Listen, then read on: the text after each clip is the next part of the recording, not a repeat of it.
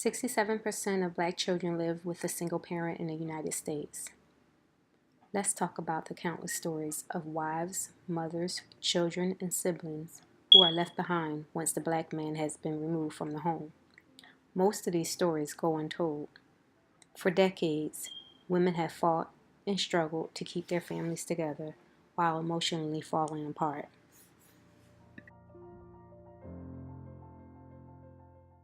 In this documentary, Traumatized, you will hear from 3 women who have undergone trauma due to the incarceration of a loved one. My husband and I have been together since high school, 9th grade.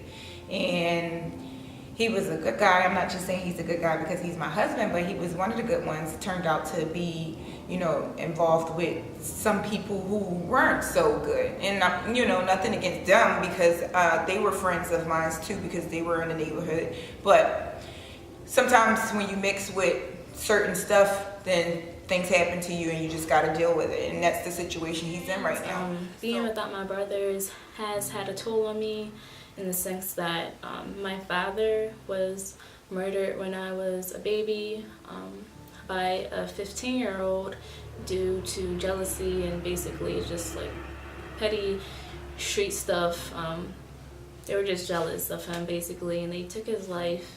So I've gone up with my mom and my 2 brothers. So my brothers have always been like a father figure to me. They've always been very protective over me and very loving over me. So I hold them really close to my heart, and we're very close. So for them to really not be here throughout my life, they're really here for certain time periods and certain parts. It's very broken up. I saw my dad on the TV. I saw like his mugshot. Like it was just like a picture, and me as a kid, I was just looking like, oh, my dad's on the TV. Why is he on the TV? I haven't seen him.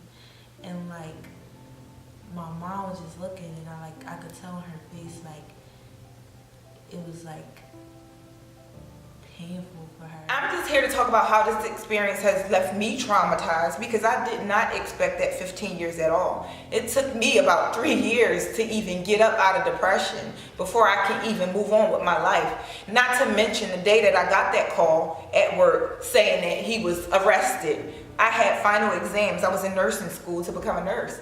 And he dropped me off daily routine every day. Dropped me off at work, dropped the girls off at daycare. He'd go to work himself. After work, he picked me up. We picked the girls together, go home. It's really unfortunate because I have had to basically teach myself how to deal with these things and how to handle certain life situations that really a man can only give a perspective to. Really, with my brother now, the dearest memories that we have is us going to visit him on Saturdays and spending time with him at the prison. It's really unfortunate that this is taking place. I feel like a lot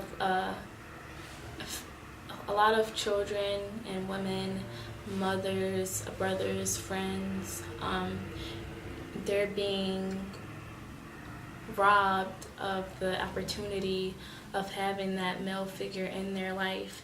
Once I realized that he was actually away, I started thinking to myself about like,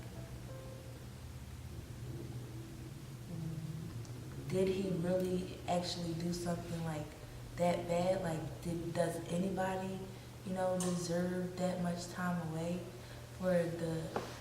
for small things? I mean, comparing it to, what other people do, it's like,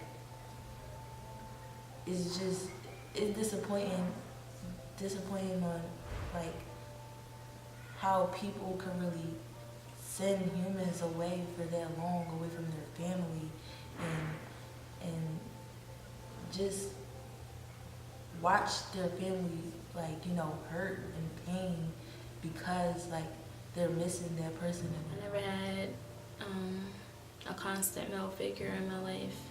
Now that I'm thinking about it, I've always had my mom, and this happens a lot in Black families. The mom has to play the role of the father and the mother. She has to take on the masculine and the feminine qualities, and that's not okay. I feel like Black children deserve both mother and fathers just as much as other children do.